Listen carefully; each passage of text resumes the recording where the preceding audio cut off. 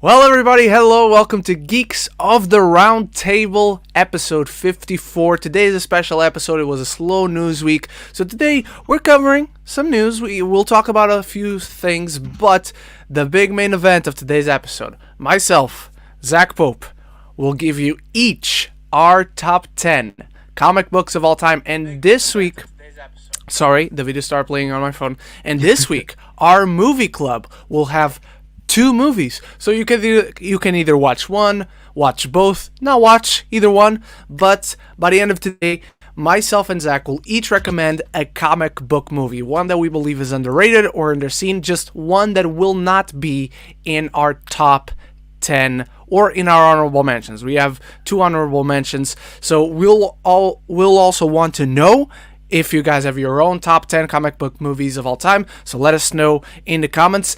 And if you want to guarantee that your question is answered, please consider super chatting the show, because not only will guarantee that your question is answered, but you'll also be supporting the show itself, the channel, and there's also a tip link if you want to guarantee that 100% of your donation comes to the channel and to me directly. So let's just get started. And while we're talking about the news, let us know, please, your thoughts on Hachi, A Dog's Tale, if you've seen it throughout this past week. Again, feel free to tell me to go fuck myself because I broke your heart. But yeah, we'll get to that. So if you've seen it, don't forget to let us know your thoughts. All right, let's get started with the news then. And thank you, Demonician Scott and Tony Movie Chappie, for being here. You guys are awesome. Zach, you and I have been speculating about this. You and I have been saying that we really want this. You and I have been speculating even how it's included in the story, but it has now been confirmed. Chiwetel Ejiofor as Baron Mordo will return for Doctor Strange in the Multiverse of Madness. How are you feeling about this? Did it surprise you in any way that he's coming back? And how excited are you in general for Doctor Strange 2? So besides the Eternals, this is my most anticipated Marvel film. A lot of the reasons being, I'm super excited for Spider-Man No Way Home. I'll probably, a couple months from now when the trailer comes out, you'll probably hear me say, "Oh, this is my most anticipated Marvel film now," because that's how it goes. You see Shang-Chi will probably. It's always the same thing. So, I'm so excited for Doctor Strange because the possibilities with the multiverse is a big thing. It's a big, how can they do it? Now you come off WandaVision, Scarlet Witch is going to be in there. Super excited. I'm more excited just because it's Sam Raimi. He's one of my favorite horror directors. So the fact that he's coming back to he's coming, he never retired, but he stopped directing. He just produced for such a long time. And it saddens me. So I remember where I was when it got leaked. I was at the fucking mall getting a fucking burger at Johnny Rockets, and my girlfriend and me are sitting there, and the news breaks. You sent me it, and I literally go, "Babe, oh my fucking god, Doctor Strange is gonna be directed by Sam Raimi." And she goes, "Who?" I'm like, "Guy who directed the original Spider-Man trilogy, Evil Dead, all that stuff. This is huge for me. I'm freaking out, man." So I'm happy. I'm happy Chiwetel's coming back. I want to know at what capacity, though. This is already a stacked film. Again, but we don't know much about it, though. We know there's rumors Tilda could be back in it. There's rumors, to dive in the multiverse. Who are they gonna do for that? I think overall, I think he will be the villain of this, or somewhat the main one. I think so. I still don't think Scarlet Witch is the main antagonist. I think they might frame her as that view, but in the end of the day, she's not going to be it. I think in the end of the day, it'll probably be Mordo. But just because of the way that we left him off. But I could be wrong. I personally, though, I'm going to be honest, I don't want him to be the main villain. I would rather he's teaming up with a Nightmare or someone of that nature. I think that fits for this, especially with where Scarlet Witch might be going to get her kids back. We've talked about Mephisto before. I think Mephisto intertwines with her kids quite a bit in the comic books, especially from what I've been reading and understanding, which kind of makes the most sense. So that's still kind of my hope, and I hope Mordo has meat to him. I'm just interested to see what they do with this character, because we know nothing about the film. It's all theorization at this point, because we just know who's in it, who's directing it, and where they're filming, and that's it. And it's kind of interesting in that nature. So I'm curious to hear your thoughts.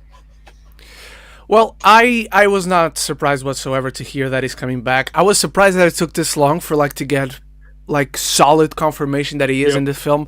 Unlike you, I think Wanda will be the main antagonist, not the main villain. I think both Mordo and Doctor Strange will both be after her, but by the end of the film, she will eventually be saved and be brought back to the light side, let's say that. I think there will be eventually another agent at play. I think that will be the main villain, whether that is a Mephisto, whether that is a Nightmare, or someone else entirely.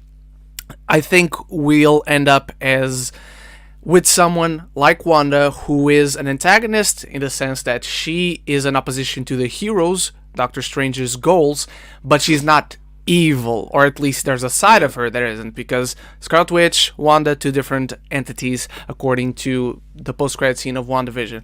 But yeah, man, I'm happy. I would not want to waste an actor like Chiwetel Ejiofor, especially in the role as promising as Baron Mordo, who is like the Joker to Doctor Strange's Batman. They're the arch nemesis, they're each other's opposite. So I'm very happy with this, and I'm absolutely knighting it. How about you? Same. I'm very excited to see. I hope we start getting more details soon on the movie, like a synopsis or just something. I expect feel like more we details. know more about Thor: Love and Thunder even before the set photos start coming out than we know about this movie. True. I expect we start learning more, because right now they want to put Spider-Man out first, so maybe there's a few details there that they don't want to put out because it might spoil Spider-Man 3. So maybe that's it. But yeah, I expect around summer we'll start knowing a little more detailed. It's almost done filming. Description. That's what's the crazy. It's gotta be if they want to launch in March next year. It ends in April, so yeah, damn. For sure. All right, our second news topic and our penultimate news topic today, guys. Mena Massou, who a few weeks ago came out not like the confirmation, it didn't come for Variety or the Hollywood Reporter or anything like that, but a few weeks ago, if not last week or something, there came out a report that he has been cast and he will play Ezra Bridger in the new season, whether it's a Mandalorian or the Ahsoka show or the Rangers of the New Republic. Came out that he signed on. In the meantime, as I've said, none of the big news outlets have confirmed or unconfirmed this, but Mena Massou posted something on Instagram, and someone found out that this was a direct quote that Ezra Bridger said at one point in a season of Rebels in a specific episode. So kudos to that person, because I love Star Wars, but I would have just read that quote and be like, cool story, bro. But Zach, this is amazing. This was my dream casting. I wanted him to be it. I love the poetry of Mena Massou plays Aladdin, and now he's playing Ezra, and Ezra's design in Rebels was based off of the animated Aladdin. So this is just all around poetic. I love this. How about you? Please. When the casting came out, I said, that's fucking perfect. That's perfect. Because I feel like that's what Ezra would look like at this age and time. Especially now we know the timeline. That's the big part. Now, just show me who's Thrawn. I think that's the big part. I think in the end of the day, I think all these people are casted already, or at least in near casting. Like, they know who's done. Because Ahsoka is supposed to start anytime this year. And it really comes down to, from what I understand with all these shows that are announced, it seems like this is the big year for Marvel. And it seems like next year for TV, it'll be the big year for Star Wars. With probably a little Marvel sprinkled in there, I think next year, we could possibly get another Loki season or a What If season. We'll get for sure She-Hulk, Moon Knight. I feel like I missed Secret Invasion, but Armor Wars as well. Good point, and maybe even Ironheart. But Ironheart is I think is kind of confirmed for next year. In fact, I think that's the one we got confirmed. I think it's definitely January, March. That this is what you're getting, because it seems like Boba Fett's going to end off the year. Cool, and then I guarantee right after Boba Fett, we're going into Mando season 2. or season 3, like right after. I think like no hesitation. That's where we're going into, and I actually think Pedro's going to show up in Boba Fett. I think it would make sense to show that. Okay. And actually, the way that Boba Fett ended, the more I think about it, Mando's not going to pick up. It's going to pick up a little bit after, not directly after. Maybe we'll get a flashback to like that scene and how that kind of ended up. But so I think it'll go Mando January or February, and then you got March, April, May, June, and then Bad Batch is rumored to already been renewed. That's another thing too. Yes. Okay. So next year we'll probably have the Acolyte. Maybe. Yeah. I need to see what else they're doing. We know we're getting Cassian, so I'm assuming Cassian's March or so, like early. Yeah, Cassian's next year because it's almost done. And then I think right after Cassian we get Obi-Wan, or like I think what they'll do is probably Star Wars, Marvel. Obi-Wan is starting shooting like next month. Like we're almost at the end of March, so next month in April. So we got to get Obi-Wan in April, May, early summer, right before then probably. Because they probably already started visual effects for it. They started pre-viz. Yeah. They started like pre-visualizing what it will kind of, or what they want it to look like. And then when they start shooting, they start sending the footage in, and people will start working on it. Because this is what I gotta ask you. You don't think they'll ever do a Star Wars and Marvel series the same week, right? I gotta say no. But because the only thing is Bad Batch, we don't know how many episodes it is. But Loki's right after it. I have to imagine Bad Batch ends right before Loki. There's no way they have both. Bad Batch comes out when? In May? May 4th, but in that same week we get 2 episodes. And then Loki starts June 11th. So Loki will start and Bad Batch will not be over yet. That's my guess. Because it's probably going to be 12 episodes. I fucking hate that. I hate that for the sake of me knowing that I have to stay up longer. Now, again, what's going to be my priority? Definitely Loki. Yeah, for sure. It sucks because I think Bad Batch is a big series. And I think people are... I don't know. I just, I wish they would just do, like, hey, let it breathe, type stuff. Because in that same week of May, Black Widow, too.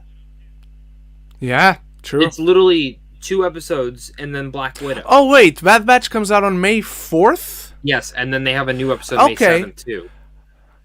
Oh, okay. Because I was going to say, okay, that's not a Friday, so it's cool. So it's 1, 2, 3, 4, 5, 6...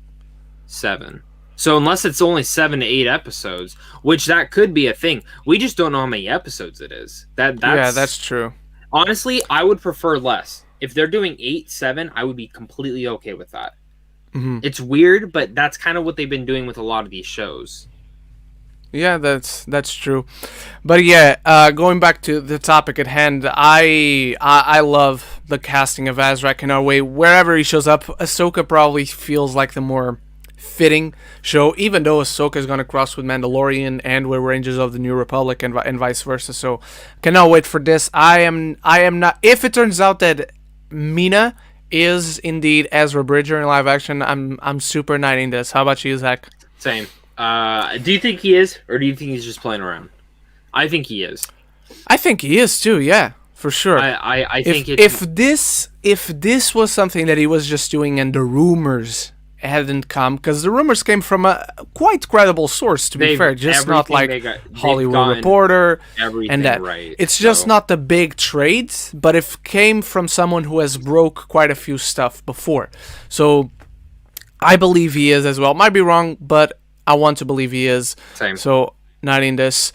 Before we move on to our last main topic, news topics, hello to Movies and Train Studios. Jack Alexander, Mama's Geeky, stopped by, having fun at Disney today. Heezy Hey, Nate Ankenbauer, good friend of the show. Gico EP, also good friend of the show. Thank you, everyone, for being here.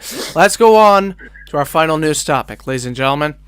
One I am very indifferent to. I had absolutely no reaction to this, because Venom was moved from whenever it was supposed to come out, I don't even remember, June to September 2021. It's not even that big a move. It's 3 months, like around 90 days. And they literally just took a Quiet Place 2 spot. Like they literally just True.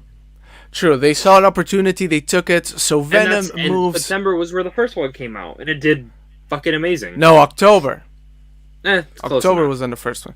Yeah, it's close enough. It's a month difference.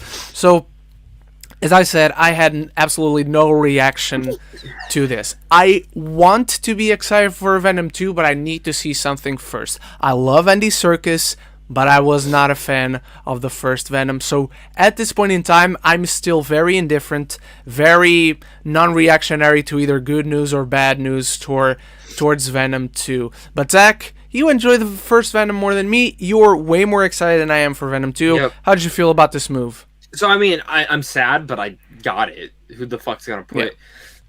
I kind of already heard before Fast that they were going to move it. Most likely to September or October. They're trying to keep this one in. And you can definitely see that. They pushed Morbius for a reason. I actually have a theory that they're doing reshoots on Morbius, honestly. I think they're going to change up Morbius a bit. I think that's why it got pushed to February. I also believe that that's why Uncharted got moved so far. Because, again, that's a full year for 2 movies. Yeah. There's enough room in 2021 still. I think 2022 is more stacked, honestly. Really? And I think more films are going to start moving over there, and it's going to get a little tight. I think the end of this year is strong, especially. Okay. But Venom 2 moving, I think it just shows that they have faith in this movie. And I think the way that I view it is, and I know not everyone liked the first one. I enjoyed it for what it was. I've come to kind of appreciate it more. Like, I've seen it 3 or 4 times after the first time I saw it. But the first time I walked out, I was like, entertaining, but that's it. The more and more I watch it with a lens of like, this feels like, even if this wasn't the reason they were going for, it feels like something that they were really much like, we're going to kind of... Honestly, it feels like it lives in the Tobey Maguire Spider-Man universe. Like, that's the type of humor and feel that it kind of had to it. And I love Venom. The reason I'm more excited about this one and any other reason is Andy Serkis. That's literally the only reason that I'm like actually anticipating this one, though. It's because of Andy Serkis. If you had any other director on there that was just very low tier, and even though Andy Serkis hasn't done like gangbuster movies, I mean, acting wise, yes, but he's done Breathe, which was really underrated, but that wouldn't go to Venom at all. And he did the Jungle Book film, which, for the most part, I would say there's issues with it. With story-wise, CGI was really cool.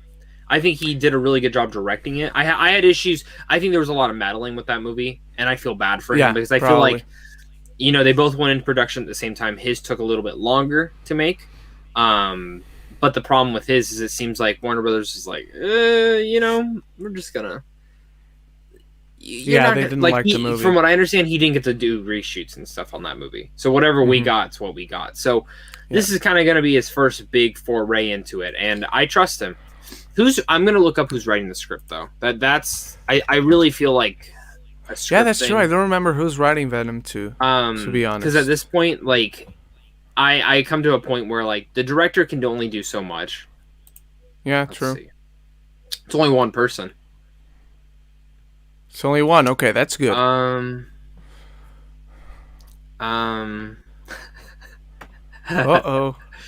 So I'm going to tell you right now. She did Saving Mr. Banks. Okay.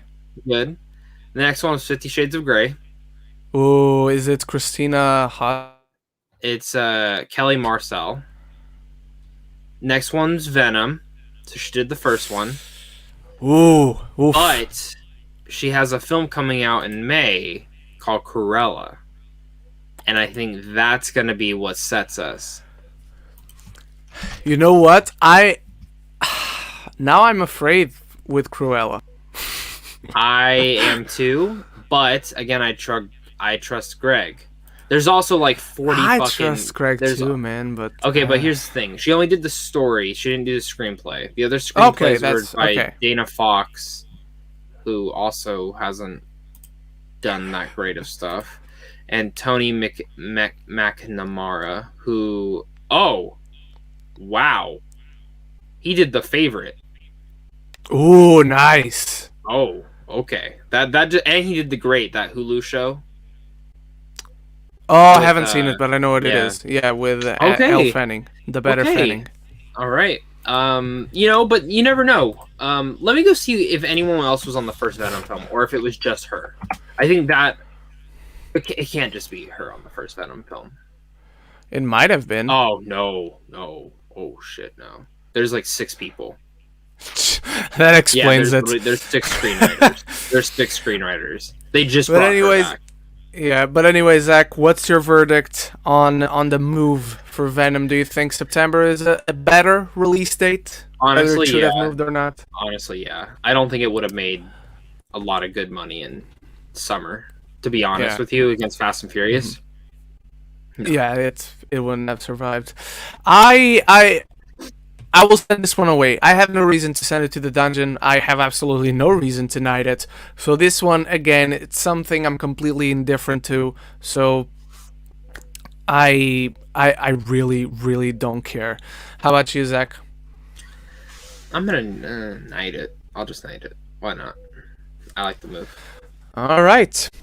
And that's it for news topics, ladies and gentlemen. We have, before we move on to the main event, we have someone who did watch Hachi, A Dog's Tale. Comes to us from Heezy Hey. Hachi, A Dog's Tale thoughts. He was a good boy. Oh, he was indeed. He was the best boy. They're all good boys and good girls, dogs. So, here's how it's going to work, ladies and gentlemen. We're going to give you our top 10 comic books of all time. I'm going to start. I'm going to give you my 10 through 6. Zach. No honorable mentions first? Yes, honorable mentions. So, going to give you honorable mentions. Then I'll start my honorable mentions. Then Zach's honorable mentions. Then I'm going to give you my 10 through 6. Then Zach will give you his 10 through 6. Then I'll give you my 5 through 2.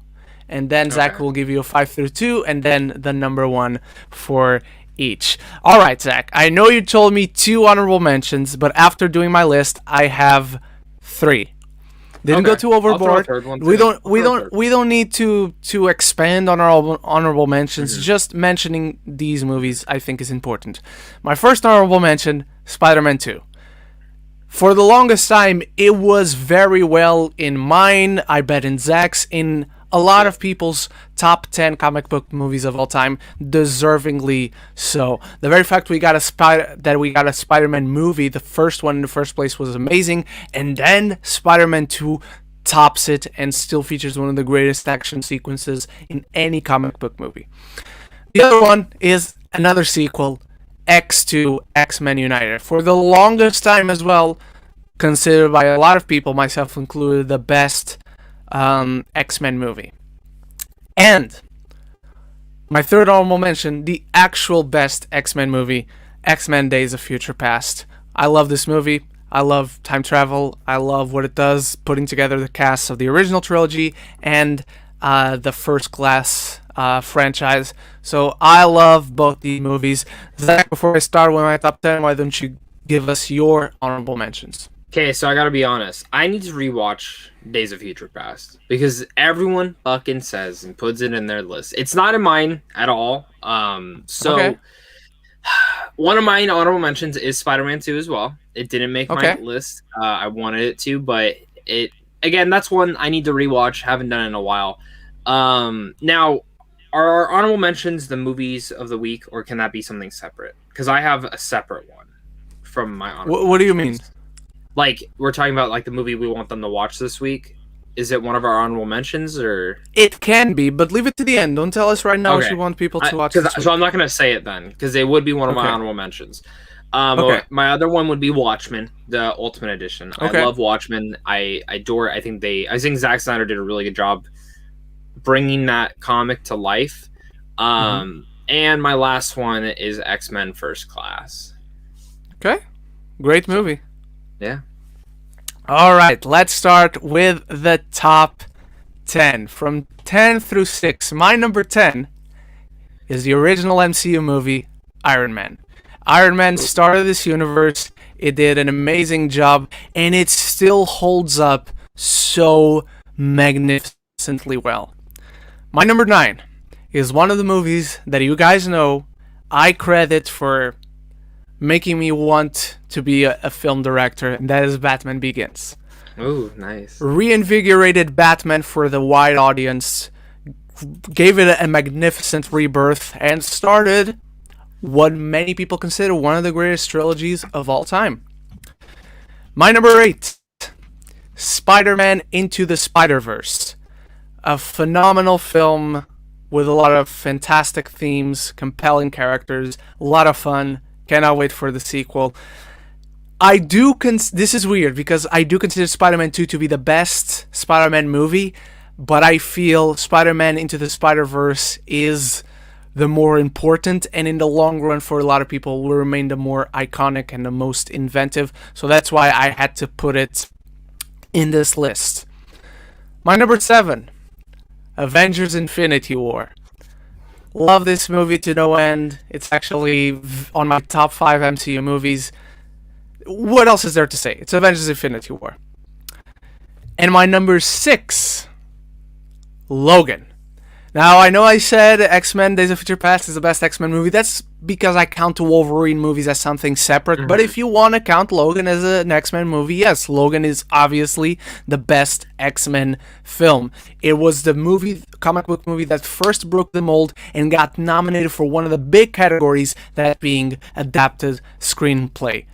In many people's eyes, it probably should have won. The actors probably should have gotten nominations as well as the director, James Mangold. So, that is my 10 through 6. Zach, go ahead and give us yours 10 through 6. All right, first off, I want to say I had one more honorable mention. I didn't say it, but now you said it. You said it in your list, so I need to mention it. Infinity War is not on mine. It is an honorable mention. Now, I love it to death, but the way I do my top 10 list is I don't think these are the best movies. Not all these are the best made. Some of them are, absolutely, but they're mine.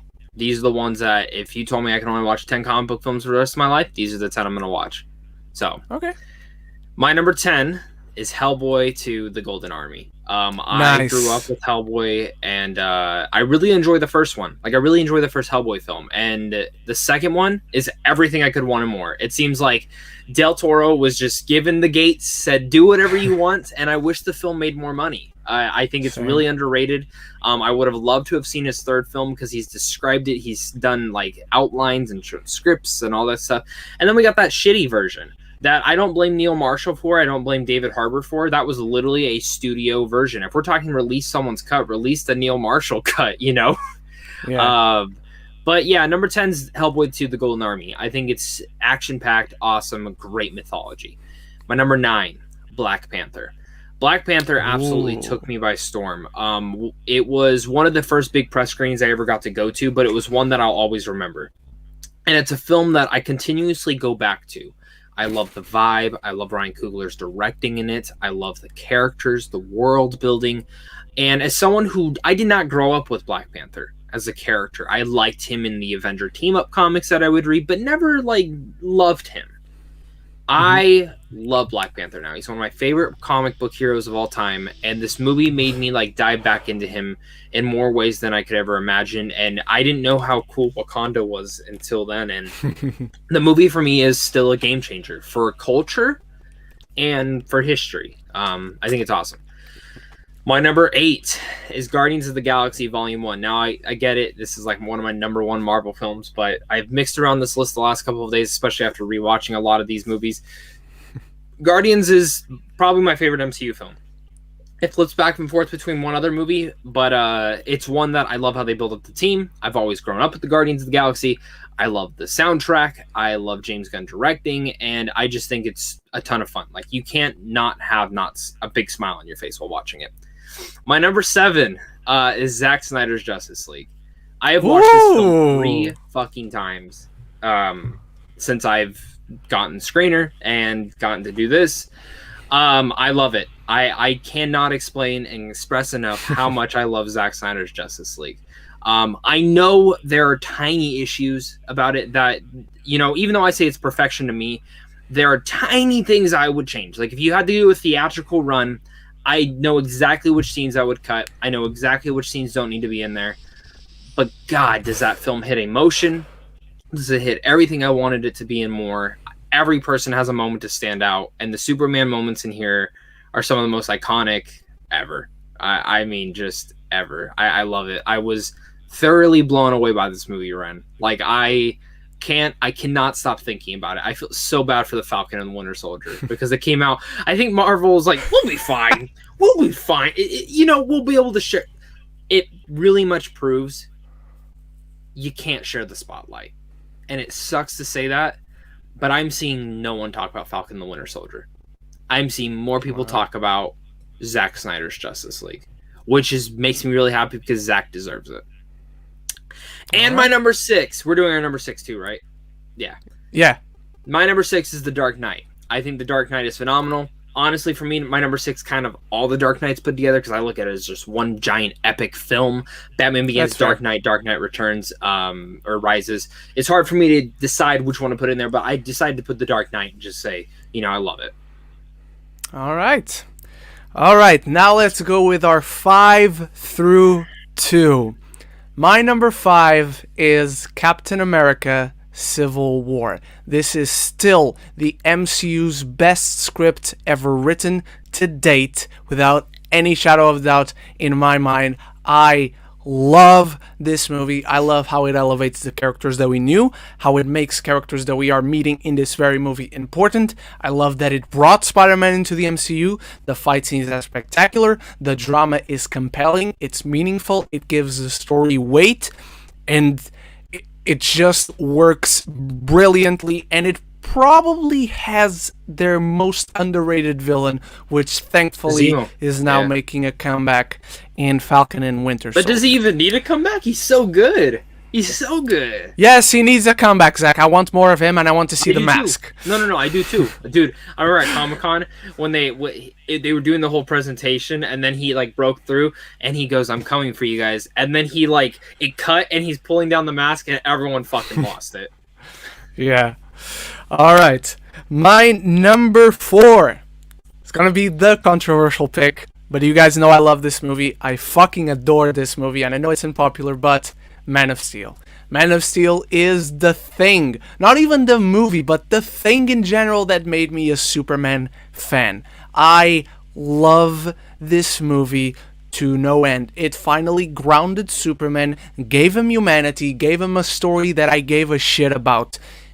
And I completely fell in love with this portrayal, with this world, and I'm so glad that now he has his trilogy truly finished and given justice, no pun intended, to. My number 3, something that Zach brought up, The Dark Knight. Yeah. The Dark Knight was the movie that, if you go back and look at interviews, the producers said when they saw that X-Men back in the early 2000s could work, they said, we can make this work. We can make these movies serious. The Dark Knight is just a crime thriller. It just happens to have Batman in it, and that's kind of what makes it shine and elevates it. My number 2 is what many people consider the greatest comic book of all time, and for the longest time, it was my number 1. This was a movie that truly changed things, and I still defend that this is a film that truly launched its universe. That is the first Avengers movie. Because even as you saw Iron Man, even as you saw Thor, Captain America, even as you saw those movies, and they told you this isn't the same universe, sure. When you first actually saw all these characters, all these actors being brought together on the screen, that's when you knew. That's when it clicked in us. That's when it became kind of tangible. Oh, this can be done. This can be done well. And I think from that moment on, I think it revolutionized the direction that not only the MCU, but comic book movies in general and cinematic universes in general could go. How good they could be, how far they could go. And I think this is a film that changed things moving forward. So Zach, give us your 5 through 2. My number 5 is Deadpool. Okay. It's the film that I've seen the most in theaters. I've told the story before, I'll tell it again. Saw it every single day. I saw it every single weekend it was in theaters. Every single weekend. I went and found a theater to go watch it in until it came out on Blu-ray. Then I watched it on Blu-ray. My grandmother's boyfriend at the time thought he should bootleg the movie for me so I wasn't wasting my money. And he gave me a bootleg copy of it. I never watched it. I still have it, but I never watched it because it's not my thing. But I wanted to go check it out. So I saw that film 3 times opening weekend. I saw it every weekend after that. And I remember Griffin got to interview what's his face, the director of it, and he told him what I did, and he goes, "That kid's dedicated to shit." I say, "Hell yeah, I am." I love Deadpool though. I dressed as Deadpool for opening night. I love it. I love it. Love it. It's one of the funniest films I could ever watch. I'll be honest, I haven't watched it in probably a year though. Okay. I've just been busy, but definitely this is one that I love. My number 4 is actually the same 4 as you. It's Masterpiece of Steel, Man of Steel. Man of Steel. Honestly, with you, man, I really like the Superman character in the cartoons and the comics, but never really cared about him in the movies too much. I still enjoy. Don't get me wrong. I still enjoy the Christopher Reeves. I still enjoy even the Brandon Routh one's not that bad. I think it's fine. It's fun. I like Brandon Routh in the role. This is the first Superman movie I walked out on and went, "That's fucking amazing." Every time I watch it, I love it more. I could watch the film over and over and over. The opening action scene with Krypton is incredible. The characters, the acting is all amazing. There are and this is what I respect Zach. He kept cheesy moments in there. There are still cheesy things in there that really much relate to the original Superman comic and the original Superman movie. But it's all grounded. It all feels real. Life is cheesy, guys. Life is cheesy. There's cheesy moments that happen every single day. But I love Man of Steel. I love him and Amy Adams' relationship, Lois Lane, and I can't speak enough about this movie. Plus, I never get the hate. I'm glad he snapped Zod's neck. He had no other choice. Oh yeah, he didn't.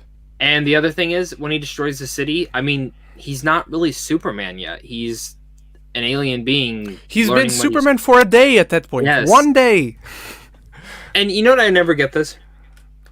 The Avengers level cities, and they really only discussed it in Civil War, but they were doing it for 5-6 years already.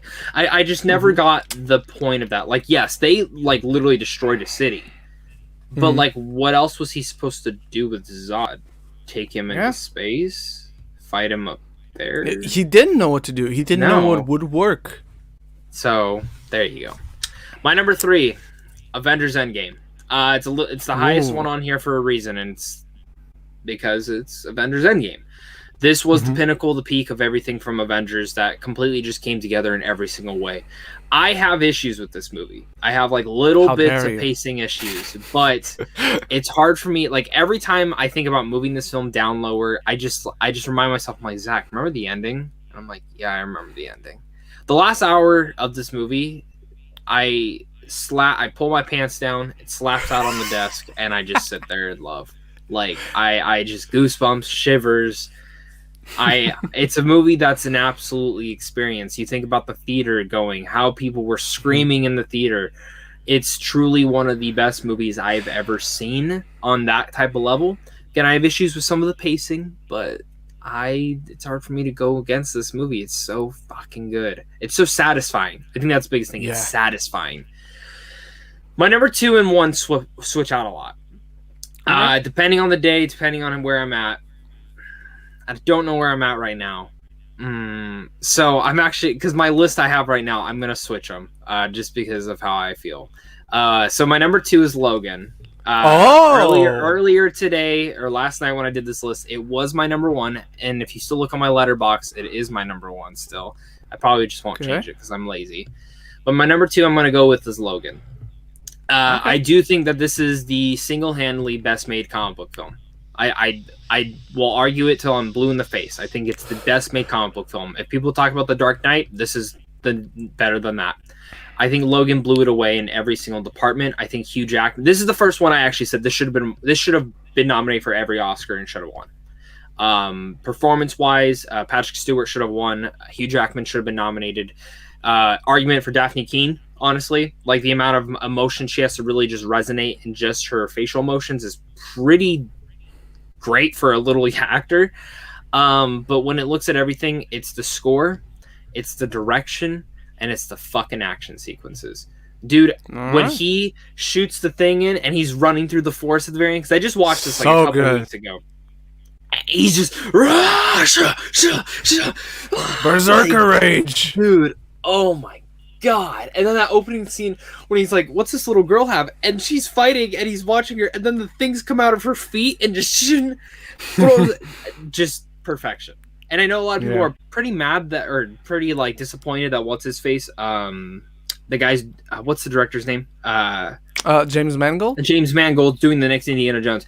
I'm sorry, but if this is the last Indiana Jones film, I don't think he's gonna do a Logan thing. The only thing I think he's gonna do is give us a great farewell to this character. Yeah.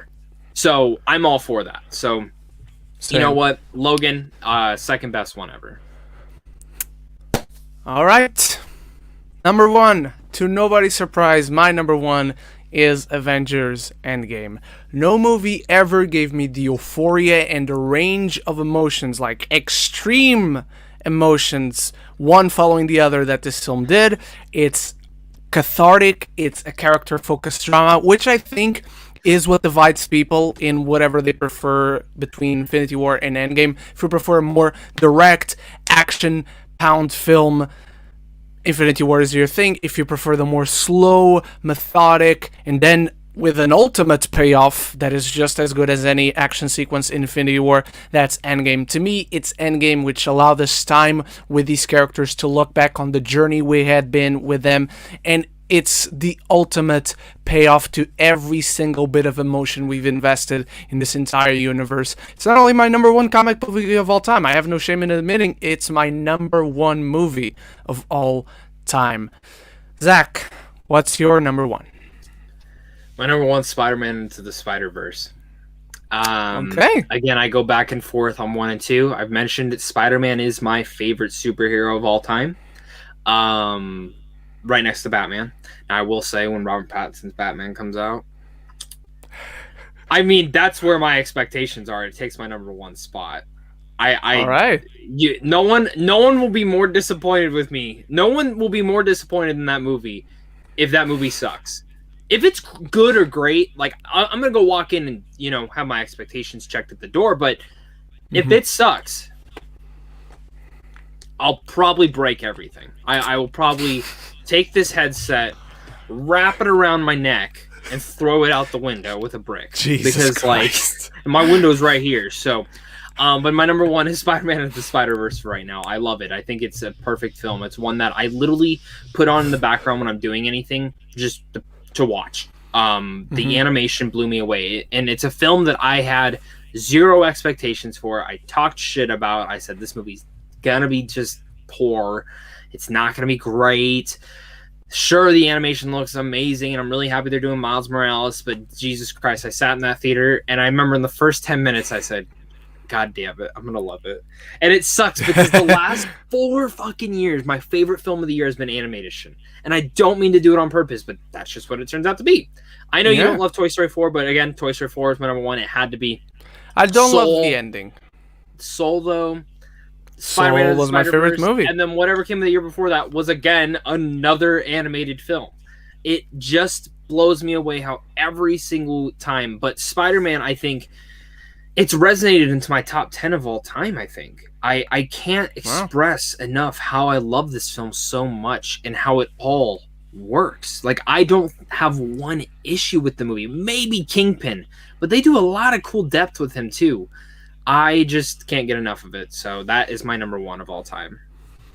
All right. And just to run down the entire list once again, my number 10, Iron Man. Number 9, Batman Begins. Number 8, Spider-Man Into the Spider-Verse. Number 7, Avengers Infinity War. Number 6, Logan. Number 5, Captain America Civil War. Number 4, Masterpiece of Steel. Number 3, The Dark Knight. Number 2, The Avengers. Number 1, Avengers Endgame. Zach, give us your list. My number 10, Hellboy 2, The Golden Army. My number 9, Black Panther. My number 8, Guardians of the Galaxy. My number 7, Zack Snyder's Justice League. My number 6, The Dark Knight, with the whole Dark Knight trilogy pretty much. My number 5, Deadpool. Number 4, Masterpiece of Steel. Number 3 is Avengers Endgame. Number 2 is Logan. And number 1 is Spider-Man Into the Spider-Verse. Soon to be Batman. All right. And guys, while we run down your list, because I saw that you guys have been sharing in the chat, start throwing in questions for us to move on after that to the main part of the show, answering your questions. Do we want to share the movies that they should watch? Yes. Let's just run down people's lists, because I've been seeing them sharing it. Yeah, I have to. Where is it? I saw Jack Alexander putting his on this. Maybe he took it out. No, here it is. Jack Alexander. Top 10 comic book films. Infinity War, Days of Future Past, The Dark Knight, Homecoming, BVS, Guardians of the Galaxy, Zack Snyder's Justice League, Spider-Verse, Endgame, and Amazing Spider-Man. First comic book film in the theater. That's awesome, man. Nice. What else we got? Top 5 worst comic book movies. Are a little antitheses to the list. Top 5 worst comic book movies. Batman and Robin, Four Stick, Catwoman, X-Men Origins, and Howard the Duck. I've actually never seen Howard the Duck for myself. I love Howard the Duck. The character or the movie? Kind of both. They're both not great.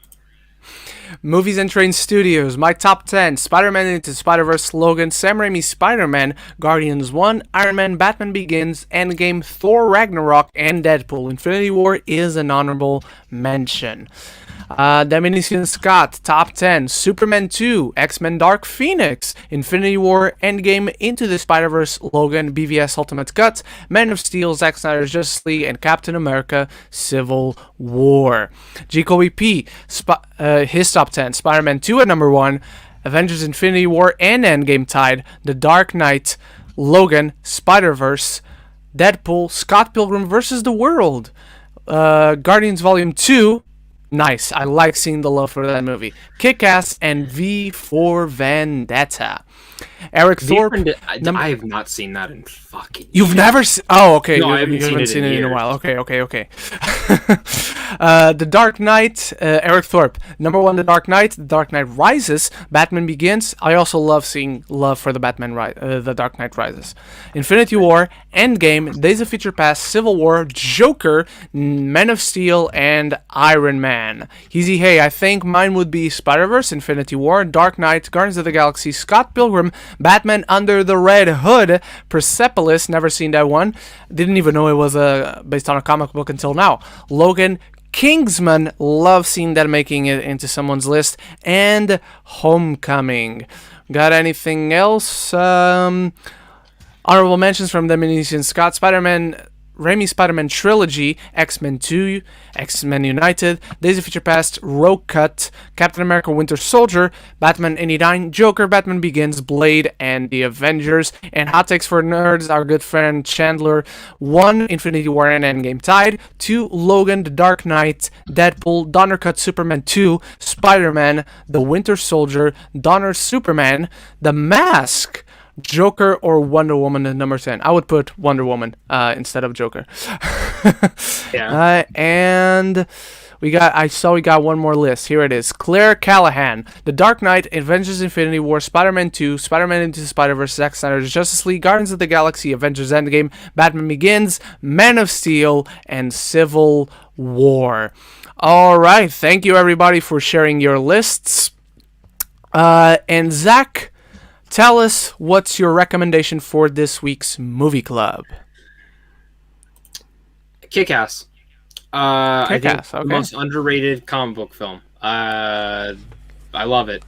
This movie should have made more money. You get Nicolas Cage being Nicolas Cage. You get Chloe Grace Moretz coming into stardom. You get a young Aaron Taylor Johnson. You get McLovin as well.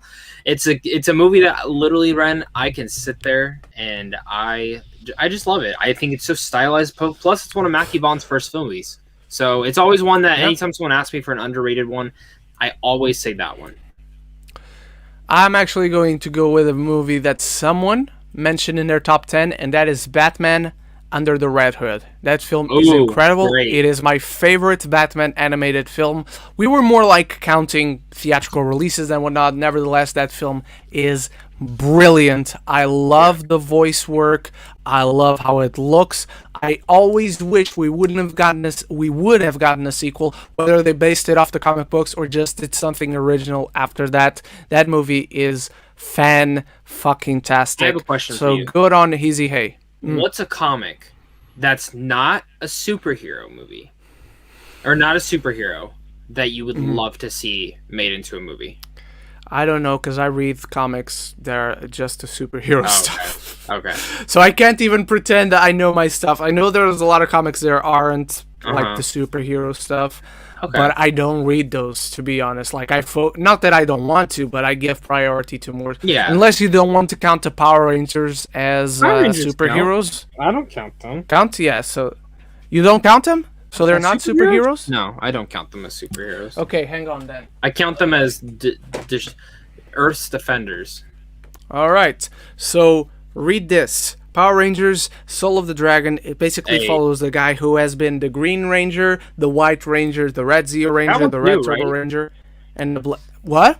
Is that one new? It's not new, but it's semi-recent. It's like from 2016, 17, something like that. It basically follows the greatest Ranger of all time, the White Ranger, and it's basically the Old Man Logan treatment on him. Hey. So yeah, that's one I recommend. All right. Let's start with Jack Alexander, who asks, are you more excited for The Bad Batch or What If? This for me is easy, Zach, so I'm going to let you start. I already know yours, so I'm going to be different because I don't like you. I'm going to say Bad Batch. All right, I don't like you either. It's easily What If for me. Because Bad Batch for now, I will watch it. I'll be there day one. As soon as it drops, I will be watching it. You're not allowed to watch it. No. Yes, I am. I have a Disney Plus account. Of course I'm allowed to watch it. I'm going to literally take it away. I'm going to get you banned. Okay. I want to see you try. I'm going to make sure. But yeah, What If for me, it's way more exciting. Going into it, at least, it's way more exciting. Maybe I'll hate What If and love The Bad Batch. I hope you do. The protagonist. Do you think Tenet deserved a nomination for Best Score? Fuck yes. Yeah, it deserved to win. It was my pick to win, and then it wasn't even nominated. The only other score I think that's better than it is Soul. Yeah, and that at least was nominated, so I'm expecting that to win at this point. I'm worried that it might not. I'm worried too, but I'm keeping hope alive, Zach. Yeah, it's because they split that damn vote. Yeah. Then Ministry Scott, will you guys talk spoilers about the Snyder Cut? If anyone asks questions about the Snyder Cut, we sure will, my friend. But we are doing a spoiler discussion tomorrow. Yes, on Zach's channel we have a spoiler discussion. It will be Zach, of course, me, Amanda from Candid Cinema, Christian Eulenberg from Film Optics, and Chris Parker from 3C Films. Am I missing anyone, Zach? And Leo from Geekly Goods, our good friend Leo. Alrighty, let's... What else we got? What else we got? We're gonna get naked today. You were singing, I was singing too. But I wasn't saying we're gonna get naked. I thought you were. I thought that's where the song was going. Did you guys get what I was saying? I think you guys What? I think they understand. Okay. They understand what I was saying. I get it. Don't you find it funny that Mank, the film that got the most nominations this year, is at the bottom of people's rankings of Best Pictures Oscars? Well, it is kind of a funny situation, but then again, the people who are making those lists and putting them on Twitter aren't the people who voted, so it kind of makes sense. If I were to make that list, if I were to rank them, honestly, some of them would be out of order with my top 10 of 2020. Mank didn't make it into my top 10, so it would be at the bottom. But a few of those that I ranked in my top 10 films of 2020 would be like interchangeable. So yeah, I'm not surprised, to be honest. How about you, Zach? But it is funny. I'm gonna be doing a video on this, but I will say Mank is probably bottom. But I loved it, so I can't even. Yeah, Mank is excellent. Yeah. It's just not the best film out of that list. Okay, Jacoby P. I missed this question. Yo, Ren, you want Arthur Fleck to treat you like he did Robert De Niro in the movie after that shit for preferring Wonder Woman? He's more than welcome, man. I don't like the Joker. I mean, I thought it was a good movie, good okay to good movie. Joaquin Phoenix was the only thing in that film deserving of any praise. After that, beyond that, that is. Nothing in that film deserves. Jack Alexander says that Fantastic is my least favorite film of all time. It's not my least favorite film, but it's probably my least favorite comic book film. How about you, Zach? Do you have a least favorite comic book movie? That's one of the most disappointing ones I've ever seen. Okay. Like, hands down. Easy. Hey, question for y'all. Where would you put My Hero Academia? It's not a comic book. It's a manga. Manga and comic books are different. Like, if you want to count them as the same, I don't blame you. And the other one doesn't. If you want to count manga as comic books, I think it's fair. I personally don't, so I wouldn't rank it in this film. Plus, it's not a movie; it's a series. So even if we were doing manga as comic books, My Hero Academia isn't a movie, or at least none of the movies would make it into my top 10. Even though I love the second one and really like the first one. But you haven't seen the movies yet, right, Zach? No, I'm gonna watch them this week. Because my birthday's on Thursday, and that's like Yay! My family asked what I wanted, and I literally said the My Hero movies. Yay! My mom was like, "Are you sure you want like all this My Hero stuff?" I said, "Yeah, that's all I want. That's all I want." All right.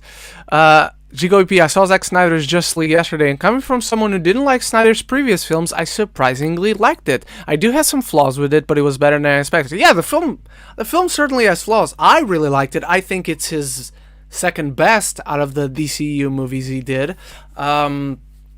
But yeah, man, I'm with you. It has flaws, certainly. It didn't make it in my top 10 comic book movies of all time. But in the DCU alone, it is actually my second favorite. So I'm with you, man. It certainly has flaws. That's more than fair. And I'm glad you liked it, especially as someone who didn't like BVS and Man of Steel. You should like Man of Steel, though. I'm very glad you liked it, man. Claire Callahan, Batman Year One is also gold. The animated movie, good. You meant good. The animated movie, I also really like that one. That one I haven't watched in a while, so I need to go back to it. He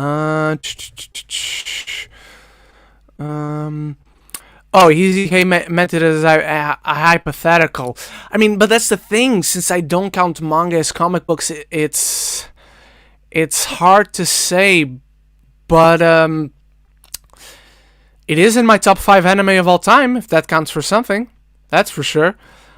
Sir Eric Thorpe.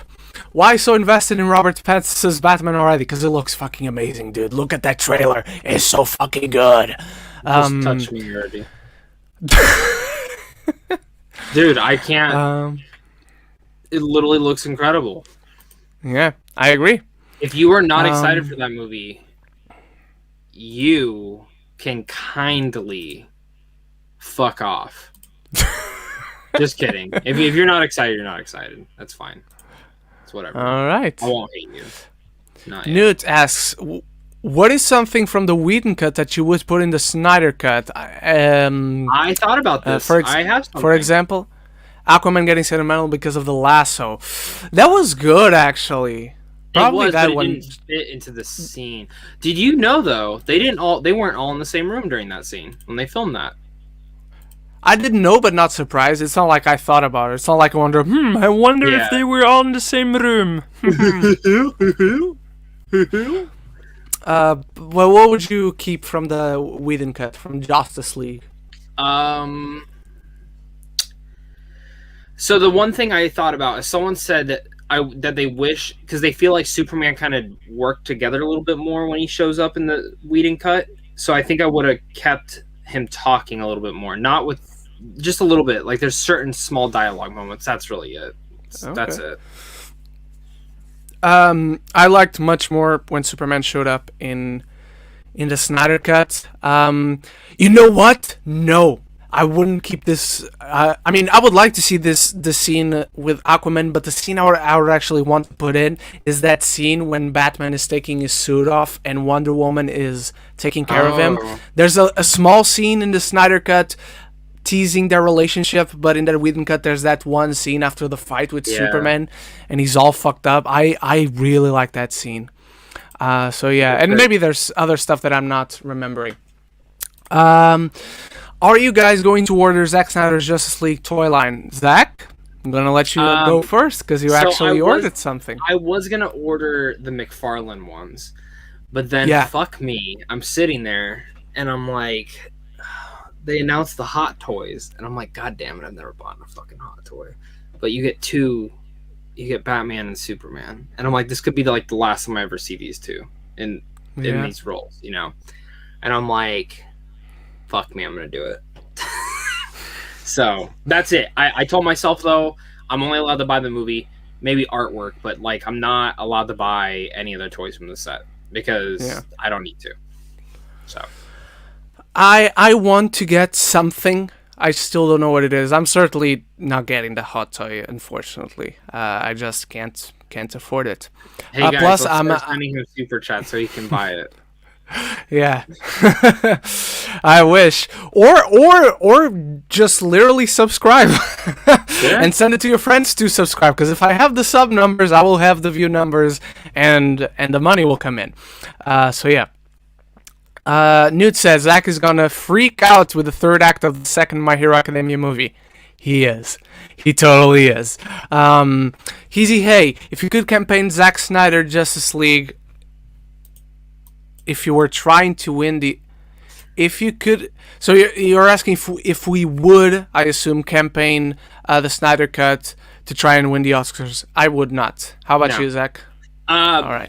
Visual effects, that's it. I would only do visual effects. And I only say that because maybe. They worked during COVID. They did so much hard work, so that's the only reason. Okay. How many times have you seen the trailer for The Batman today, Zach? Too many to count, man. Too many.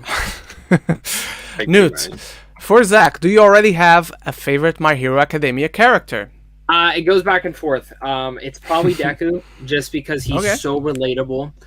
But... my boy right here, Todoroki, I love, but it's hard not to say All Might, man. It's really hard not to say All Might. But if I'm talking about a small character in the background, or not a background, but a side character, I really like the bird guy. Tokoyomi. Yeah. Tokoyami. Yes. So that's what I really like. If you were to direct a film that was considered the best of its genre, what genre would it be? I would direct sci-fi genre. I love Arrival, 2001, Interstellar. Mine would be a fantasy drama. My book that I'm writing right now is a fantasy drama, and fantasy is my favorite genre. But every good story needs to have good, compelling drama to it. How about you, Zach? The one I had in my head, it would be, I've said it's Mad Max meets Attack on Titan meets Lord of the Rings. So I guess sci-fi fantasy, insanity. Yeah. But yeah, that's it. That's definitely all right. That's definitely. G. Colby P. You know, in rewatching Ted 2, you got 3 Oscar nominees as the main stars. Mike Wahlberg, The Department, Supporting Actor. The Fighter, Best Picture. Seth MacFarlane, Best Original Song for Ted. I didn't remember that. And now Amanda Seyfried. That's true. And Ted 2 is very underrated. Amanda Seyfried, I really kind of hope she wins. I really like her. Oh, really? Okay, yeah. She's even amazing. Though, honestly, the Minari nomination, the Borat nomination, you have a lot of great nominations in that category. Mm-hmm. All right. Movies and Train Studios. Justice League was really boring to me. I went to watch it in the theaters and I was bored after the 10-minute mark. I like that movie. I still enjoy it. Not as much as the Snyder Cut, and it's very much on the bottom, but I will still stand by that. I enjoyed it for what it was, because it was just cool to, at the time, seeing those heroes finally together. Wait, is Zack Snyder's Cut coming out on Blu-ray? Yes. In May. Exactly May 17th, May 18th, something like that. It's coming out in May. That is for sure. GKP, spoilers for Zack Snyder's Justice League. Did you guys think they needed that epilogue with Joker Dream sequence and the Martian Manhunter stuff needed to be in there? I thought they could have... Here's the thing.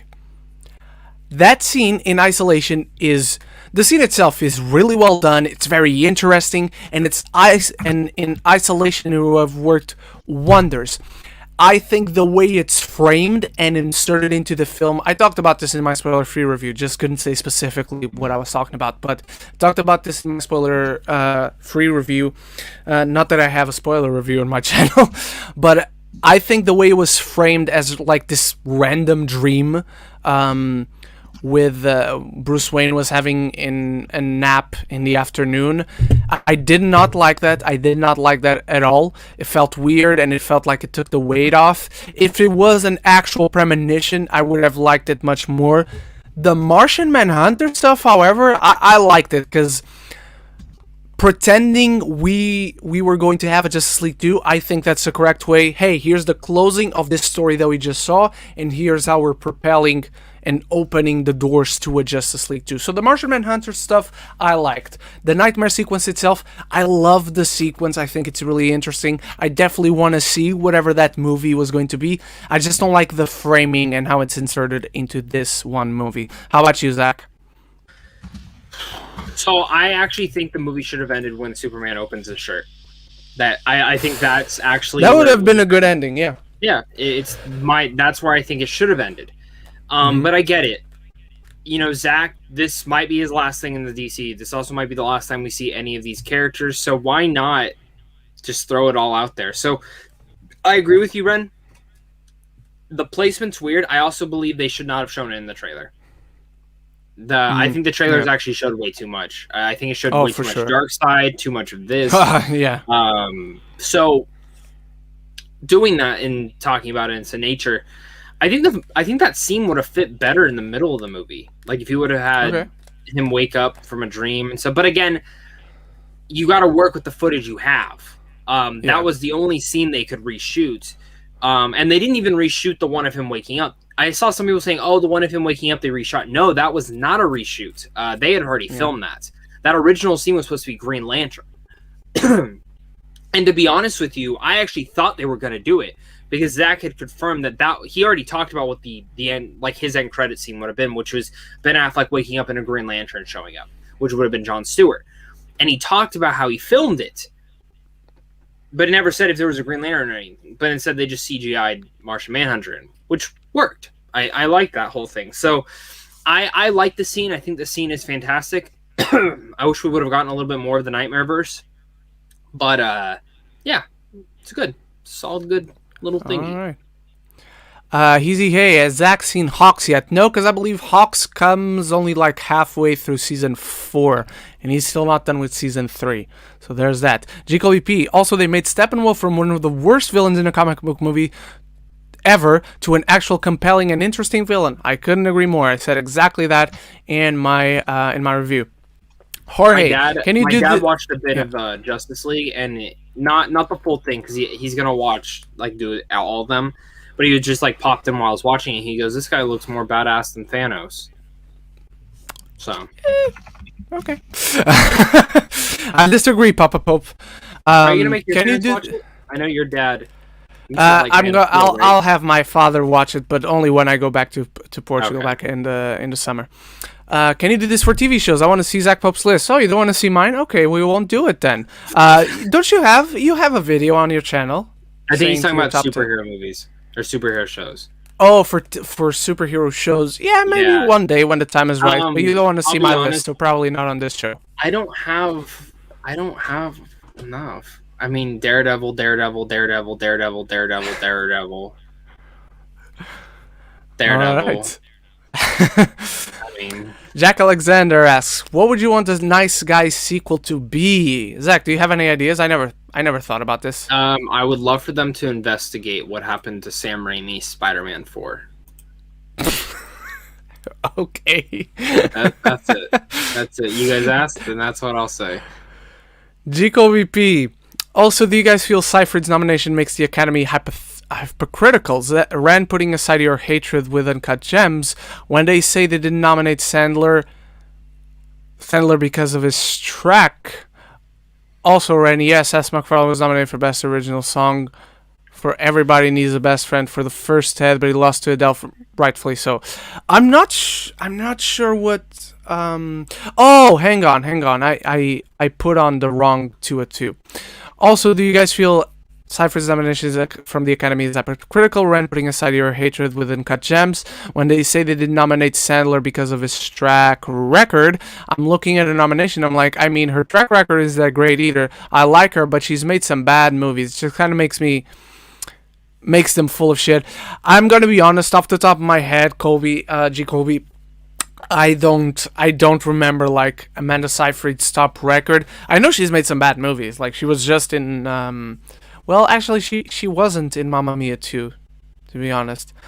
But I don't, off the top of my head, it's not like I have a list in front of me, but off the top of my head, I don't remember Amanda Seyfried having any movie that is as bad as the lot that Sandler has been putting out. Plus, I understand, I don't feel this way, I'm completely indifferent, but I understand if the Academy feels that the way Sandler makes movies, and it's going on vacation with his friend to avoid taxes, maybe kind of scummy.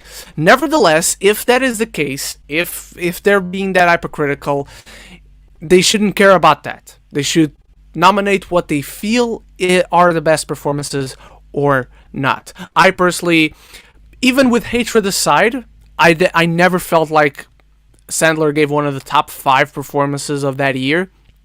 But you might be onto something. Again, I don't have a list in front of me. I'm not looking at all the data and analytics, but, you know, just from my point of view, that's how I feel about it. Zach, do you have any thoughts?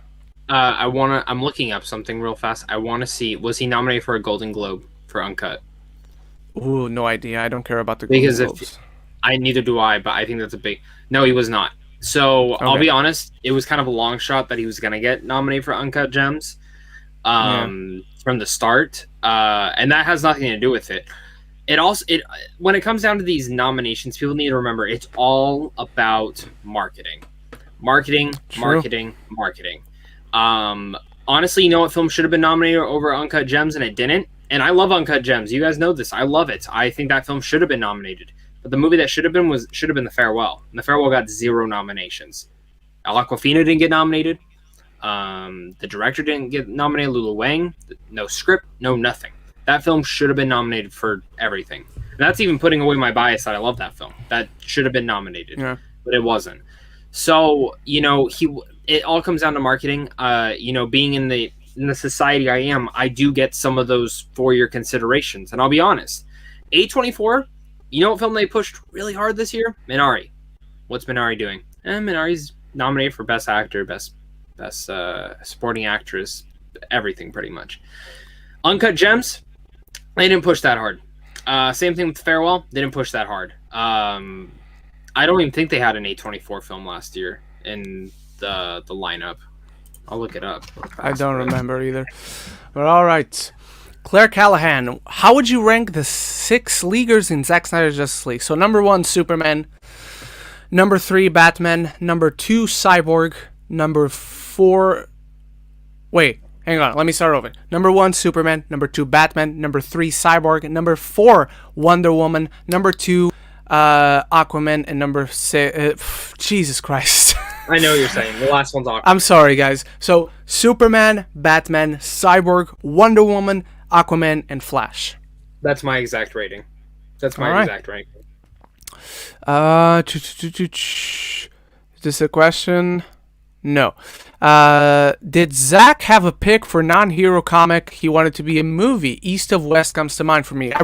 I recognize the name from somewhere. Never read it, to be honest. Again, I might have read some comic book that isn't superhero based, but off the top of my head, I felt that's more of my world, my niche, so to say. Stuart Keating, Snyder Cut spoilers are allowed here. Yes. We are talking, if you want to ask something about the Snyder Cut, you're allowed to ask something spoilery. Oh, we had a jump. I apologize, guys. Only Zach can answer this, but Zach, worst character in Cobra Kai. My least favorite is Story. I mean, honestly, all the kids are fucking annoying, but I still enjoy it. So that is it. What are some things in the Whedon cut you preferred over the Snyder cut? Is there anything? There isn't. We didn't exactly answer this question, but we talked about something similar. Someone asked us if we would have kept something from the Whedon cut in the Snyder cut. Not that we would cut out anything from the Snyder cut. I think virtually every decision in the Snyder cut is better. But I talked about a scene in the Whedon cut after they fight Superman, after he is resurrected, where Batman is taking off his suit and Wonder Woman is taking care of him. That's a scene I really enjoyed, and I would have kept it in the Snyder cut. Zach, you brought a scene up too back when we were answering that question. What was it? it was just like stuff with Superman, like small little dialogue Okay, yeah, with I remember Cyborg and stuff. But again, I think the thing we have to look at Zack Snyder's Justice League. That's without reshoots. Yeah, true. He didn't get to do the reshoots he wanted to do. He only got to do one. So, all right. Scott Kluna, hey boys, just got done with my workout. Forgot you guys switched to Saturdays. Hope you're both well. Hope you're well too, Scott. Watched Falcon and Winter Soldier episode 1 last night and loved it. Still haven't seen Snyder Cut. Ooh, that's... Okay, I kid. You guys start talking it. I'll just dip out. Gotta get back into college work, working toward my digital film and television college course next year. So quick hi and bye, guys. Stay safe. Bye, Scott. Thank you for watching, and I apologize if we spoiled anything for you. Stuart Keating. I haven't forgotten about the $40, neither have I. I put up if Nomadland wins Best Picture. I'm going to watch it to see how good it actually is. So, Nomadland, one of the best movies of 2020. This past week, the Oscar nominations were announced, and I was giving a live reaction, and Stuart was there. And I was lucky that Stuart was there because I was doing it rather early, and Stuart, who is from Australia, if I'm not mistaken, he was able to be there and watching. And so after reacting, Zach, I had a little chat with the people who were watching, and Stuart asked me, who do you think will win Best Picture? Who do you think will win Best Picture? If you're right, I will donate $40. And I was like, do you need it now? And he said, yes, now. And so I went on a limb. I'm predicting Nomadland is winning Best Picture, okay. Zach. And so if Nomadland wins Best Picture, Stuart will donate $40, which is very, very generous. Stuart, thank you so much, Stuart. He's going to win. Like, Nomadland's winning. I'll tell you this right now. If Nomadland does not win, I will be utterly shocked. I mean, utterly shocked. The only two films, I think there's one right underneath it, that's Trial of Chicago 7. I think that's still the one that's hitting pretty hard, but the fact is it didn't get any acting noms whatsoever. Well, besides Sacha Baron Cohen, but that's it. That's it. The dark horse in this race is Minari. Minari has a high chance. Mm-hmm. Do not be surprised if Minari pulls a Moonlight and pulls it right under the rug. It has the acting. It has every nomination it needs to win. So, but Nomadland is the one. All right, Eric Thorpe, ranking the characters: Batman at number 1, Superman, Wonder Woman, Cyborg, Aquaman, and Flash. Even though I liked him much more in the Snyder Cut. Yeah, I like the Flash too. The things I didn't like about the Flash were some of his jokes didn't quite work for me. How dare you? How dare you, Stuart? Why do you not want to give me the $40 now? You had the idea, you commit to it. Stuart Keating, the Aquaman Lasso Truth was kind of cool. Yes, we mentioned that scene too. I like that scene. But then I was actually going to say I wanted to keep that scene, but then I remember that one scene with Batman and Wonder Woman. Oh my God. Hey, wait. Something I just found something that you're gonna love. I'm gonna share it. Okay. It's Oscar Isaac training for Moon Knight. Oh, nice. Oh my God. Gimme. Oh my God. Fuck Batman. Okay, let me pull this up. Pull it up, pull it up. He's an older guy too. He's in his early 40s. So or someone said... Oh, okay, here it is. So someone said, looks like Oscar Isaac is already training for the Moon Knight series. I mean, he better. Nice. I love that he has a man bun. Same. Oh, nice. That's so fucking cool, man. I would love to be cast as a superhero just to have this kind of training. Yes. This is violent. It's Moon Knight, dude. Yeah. Moon Knight, in terms of fighting, he's basically Batman, but he doesn't have the no killing rule. That's so fucking cool. Holy my God, shit, dude! Oh, yes, yes! Cannot wait! Cannot wait! Love it. If you're not excited after watching that, I was already excited. If I had to rank the DCU, it would be Shazam, Zack Snyder's Justice League, Birds of Prey, Wonder Woman, Aquaman, Wonder Woman 1984, Man of Steel. Breaking news too. Sorry. Breaking news: sequel to Zack Snyder's Army of the Dead is apparently in the works with Zack Snyder returning to direct. Okay.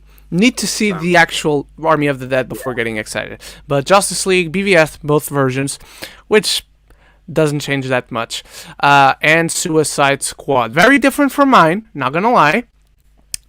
So to me, it would be Man of Steel, Zack Snyder's Justice League, Aquaman, the live-action anime, BVS, Wonder Woman, Wonder Woman 1984, and Shazam kind of switch around constantly.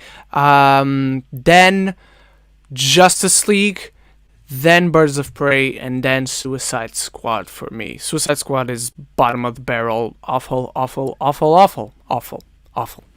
Jack Alexander, are either of you doing March Madness, or do you guys not care? Well, I don't care. I know March Madness is a term related to some kind of sport. I don't even know which sport it is. Basketball. I just know that it happens in March. Okay, March. Basketball. And yeah, I'm not American, so I know very little about it. Zach, are you doing March Madness, whatever that entails? I don't know what he means. I don't watch basketball anymore. All right. GKOP also watched Falcon and Winter Soldier's first episode. Was great. Need more Uncle Sam and Bucky in Therapy. Bucky in Therapy was my favorite scene in the entire episode. Stuart Keating. So is Justice League 2 happening right now? No. Walter Hamada has talked about... Let me just read the rest of your comment before continuing. How much money can a film make on a streaming service over being in theaters? I couldn't possibly answer that, but so right now the answer to that question, as far as I know at least, I could be wrong, but the answer is no, because Walter Amado has talked about this Zack Snyder's Justice League is a cul-de-sac, is a dead end, is something for us that we wouldn't even be seeing if HBO Max didn't exist. Deborah Snyder talked about it, Zack Snyder talked about it, Walter Amado talked about it, so for all intents and purposes. And we've talked about how much, in general, we liked even G. Colby P., who doesn't like Zack Snyder's movies in the DCU. He liked Zack Snyder's Justice League a lot. But Joss Whedon's Justice League is still the version that is canon. So it's fucking stupid. It makes no sense. This movie literally sets up everyone else better than that movie. What, like take it what you is. The Flash sets up. Like, I'm more excited for a Flash movie now. Because of this, I'm still not. Only because I don't believe the movie will happen. Mm-hmm. I do have stuff to say about this. The thing is, a studio makes more money off. Think about it this way: they would make more money off a streaming service than they do with a movie theater. They have to share the ticket revenue, and the other part about that is when it's a streaming service, it's their own service. Whoever applies for that and gets their streaming service, especially since HBO Max has no free trials. You have no free trials for HBO Max. You have to pay. So if you pay, that's $12. Now, say you forget to cancel. That's another $12. That's $24 right there. Then another month goes by and you can... This is what happens. This is how people make money. Think about gym memberships. Think about how many people get a gym membership in the beginning of the year and then never use it.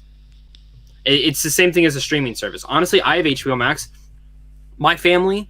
and my girlfriend's family uses it more than I do. I barely use it. Honestly, I don't even need these streaming services because of screeners. I mean, that's flat out honesty. I do not need them. But a majority of my family and friends, and I get paid from them to use it, so I don't care. But that's how it goes. So is Justice League... I'm going to say this. Zack Snyder said, it doesn't even seem like he wants to come back personally. I think he would only come. I honestly say this. I think he would only come back if he knew he could have full creative control. Yeah, that's the only way. I don't think he. Oh, you. Finish. I don't think he wants to come back. I don't think he wants to come back only because of how burnt out he feels by the way he was treated by Warner Brothers. Yep. Because if they gave him full creative control, I think he would come back, and depending on how much they would pay him. Yep. But adding into there, he did say this, and he said this specifically. Someone asked him about it, and he said, honestly, never thought this would happen, so you never know. And that's the truth. You never know that's the in truth. this business. You never know. Like, there are people who I've seen come back to properties that I'm like, really? Yeah, Jamie Foxx coming back as Electro. I mean, never say never anymore in this business. And that's true. One person's reactionary. They're going full in with this multiverse thing. You could do this. I will say this, though, and I think it would be dumb if they didn't do this. Do an animated film or do an anime series. I don't care. You could literally do it on HBO Max, and it would fucking do great. Have Zack Snyder be somewhat a part of it. You could have the voice. You could have the actors come out as the voice cast. That's it. Done. You could do a Nightmareverse one. You could do the Batman story. I get it. I would rather see these as live action, but I'm a story guy. If the animation's good and the story's great, I'm all there. Yeah. All right. There are so many movies. What are 5 films you recommend anyone to watch in the past decade? Off the top of your head. All right. No looking. Off the top of my head, Inception, Avengers. I can't recommend Avengers Endgame if you don't watch the rest of the MCU. So Inception, Avengers, Blade Runner 2049, La La Land. One more. Make it good.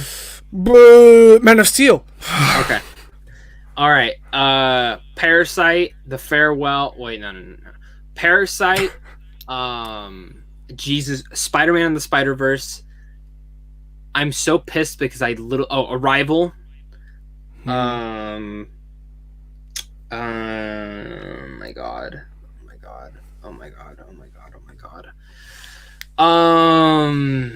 Mission Impossible Fallout. Oh God, yes. And I need one more. Ex Machina. Ooh, nice. So, Gico EP. Justice League over Birds of Prey. Birds of Prey gets too much hate. I liked it and I went in thinking it was going to be terrible. I had the opposite, man. I went in, I'm going to enjoy this. And I didn't care. I don't hate it. Look, I know it's only one spot above Suicide Squad, but between that and Suicide Squad, there's a big distance. Believe me, I don't think they're on the same level. There's a lot of Suicide Squad-ness in Birds of Prey, in my opinion. But look, I don't hate it. It's just, I didn't care for it. And despite having my goddess, I still enjoy seeing the characters that are in Justice League over Harley Quinn being literally the only person I care about in that entire film. So there's that. Eric Thorpe, top tier DCU. One Man of Steel, my man. Zack Snyder's Justice League, BVS, the one I enjoy most, but admit the 2 above it have less flaws. Let's just find the rest of Eric Thorpe's. Middle tier MCU, Aquaman, Shazam, Wonder Woman 1984. It's really not that bad. Birds of Prey, Wonder Woman, and Suicide Squad, I guess, would be the last one. Yeah, so not that different from my ranking personally. Dominican Scott. My ranking is number 10, Justice League, number 9, Aquaman. Under Suicide Squad, you're breaking my heart, Dominican. You're breaking my heart. I'm going to come to your house. I'm going to come to your house in the Russian uniform. Number 7, Wonder Woman 1984. Number 6, Wonder Woman. Number 5, Birds of Prey. Number 4, Shazam. Number 3, Man of Steel. Number 2, BVS Ultimate Cut. And number 1, Zack Snyder's Justice League. Alright, Stuart Keating. Will Ray Fisher get more acting roles in Hollywood after this? I don't know much about him. I hope so, because he's really good, man. Look, I enjoyed Justice League when I saw it back in 2017 for what it was. I still somewhat enjoy it, though I haven't gone back and watched it I'll never watch it again. In a long time. Watch it again. Ray Fisher's cyborg in that film was someone who was literally doing nothing. in that story. In that version of the film, you look at it, you take him out, it's exactly the same thing. In this new version, he is the heart and soul. He's the very beating heart of this film, and I think he does such a great job. So I do hope he gets more roles for sure. Ray Fisher made me care more about Cyborg than I've ever cared about that character in my entire life. That's true. I didn't give a shit same about with Zack Cyborg. Snyder, and I'll give him that. Zack Snyder said this is his second favorite hero of all time. So, all right, Stuart Keating. Usually, people see Mad Max Fury Road in 2010's films. People recommend. I was gonna say that, but I'm surprised you didn't. I didn't because one, I didn't want to comment from you, and two, I think Fallout's more accessible. That's why. Yeah, and I like Mad Max Fury Road, but I don't love it. So I would recommend. It's not like I would say never watch that movie, but I'm going to recommend a lot of movies before getting to that film. Jacoby P, what if you guys were ever nominated for Oscars, acting or directing? How would you feel? I would feel like it's bullshit. I would not believe it. That's basically how I would feel. I'm like, no, that's not true. You're bullshitting me. I would probably, not gonna lie, I would probably have the cliched reaction. I would probably cry, cause yeah, that's kind of a dream. Not gonna lie. How about you, Zach? All right. GKVP, hey Ryan, what if Zach ties you to a chair and forces you to watch a video criticizing Avengers Endgame and you're being tortured like you're in a Saw movie? That wouldn't be torture. I would disagree, but I would respect that person. I mean, depending on the type of criticism. What if they just like couldn't, like they're just sitting there like, this movie's garbage, fucking terrible, nothing makes sense. Like they're just I would not be like, even giving okay, yeah, I would be annoyed, but I wouldn't care unless it was like you or a friend. Unless it was someone I care about and respect. Yeah, I would be bothered. But if it's some guy from the internet who I never heard about and I see him criticizing Endgame and not even giving reasons, I'd be like, okay, this is stupid, but whatever. Who gives a shit? Not me. Yep. That's my superpower. I don't give a shit. Hey. Stuart Keating, curious. Have you been watching The Blacklist? I keep watching it despite not liking the decisions being made. If not, is there a show you're hate watching? That's a great question. I've never seen The Blacklist. I know the show. It stars James Spader. A show? It's hard because you know what? You go. Because I have one, I think. I'm not currently watching because one of them is on pause. It's returning soon for its final season, and I've seen five seasons up until now, so I'm going to watch the 5th season. That is Supergirl. Another one, and I'm behind on. I'm 3 episodes behind, because it's now on episode 7. I've only seen up until episode 4, so I needed to watch episode 5, 6, and 7. And that is Batwoman, the 2nd season of Batwoman, because it's being rough, man. I'm convinced you hate yourself.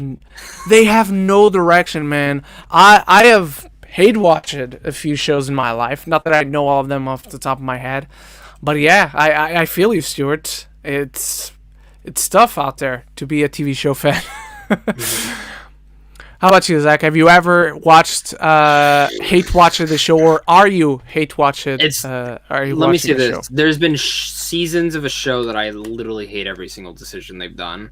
So like, I usually if I don't like a show, I stop. I'll stop watching it. I've told you that with The Flash, Arrow, all those shows I fucking saw. I am watching Superman and Lois, though. That is a really good show. I really like it. I really like it so far. But Walking Dead had 2 really rough seasons that I nearly hated every decision they did. But I stopped watching. I stopped watching. Like I just told myself I'm just gonna watch it when they're all out. And I liked it, and I was sitting there hate watching it, but I give it credit. They changed the showrunner, and the show's way better now. Hate watching wise, though, it's tough because TV is if I'm already 6 seasons in, and it starts going to, oh, you know what, Dexter, the last season's garbage. So okay, that's probably the biggest one. But I don't know. I can at least like a show. You know, if I like the characters a lot, I'll still like it. But hate watching that stuff. Let's take 2 more questions. Let me take this one. Ren, why won't you watch Breaking Bad? Because it just isn't for me. I gave it 2 episodes. That's 2 hours of my life I'll never get back. I didn't hate it. I just wasn't invested. I didn't care to find out more. I didn't care to continue that story. It takes. I completely understand. Yeah, I'm not giving that show 13 hours. If you don't get me in after 2 hours, it's only 6. You're not worth my time. Yeah, it's only 6 episodes. Jesus Christ. No, don't. I'm not doing it. I'm not doing it. Look, it's one of those shows I watch. I completely understand why people like this. I completely understand why people wanted to continue with this show. I don't, and I already watch so much stuff, dude. You have no idea how many TV shows I watch. I watch basically all the superhero shows from the CW minus Black Lightning. I watch Kim's Convenience. I watch so much stuff that is out on Netflix, so much stuff that is out on Amazon. I am binging the entire show of Supernatural because it was a show I fell out of years ago, and now I'm getting back to it. You know, I'm on season 7 already. You know, I tried. There's like 300 episodes? No. Yeah. So I just don't have time. If a show doesn't get me I usually give a show 3 episodes. So granted, I didn't give Breaking Bad 3 episodes, but I give it 2. Didn't. I give it 2 hours. No, how dare so you. I'm just dropping. What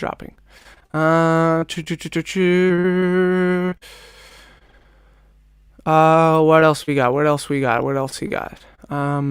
Again, I'm not saying that Breaking Bad is a bad show. I do not get why people like it. Haha. No, there was literally nothing wrong with it, but nothing that really. Have you ever seen The Leftovers?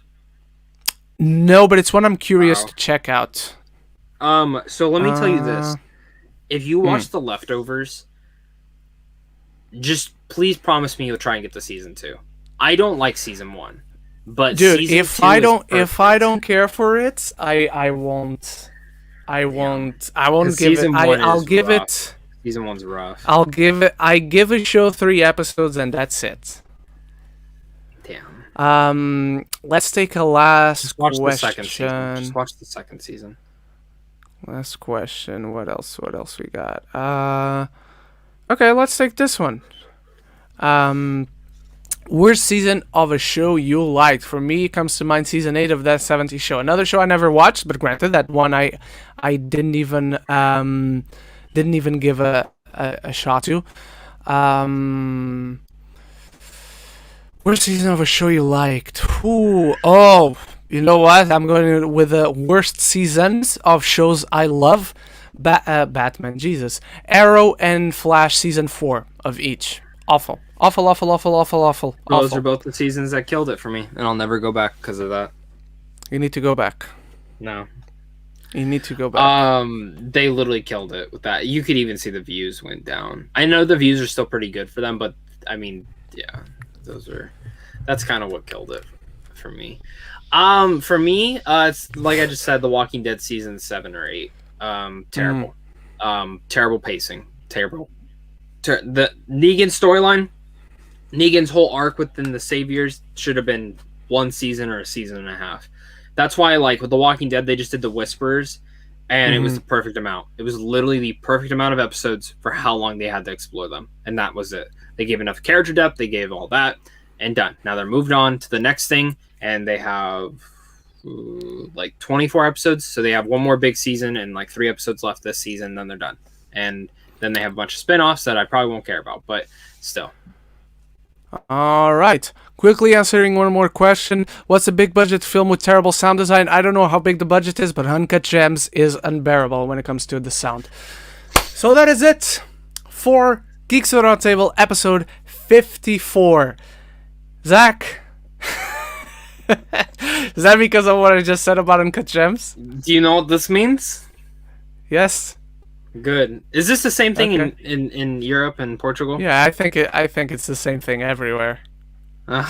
Okay. No, I think in one country it actually means like a good thing. Okay. Hello, how are you?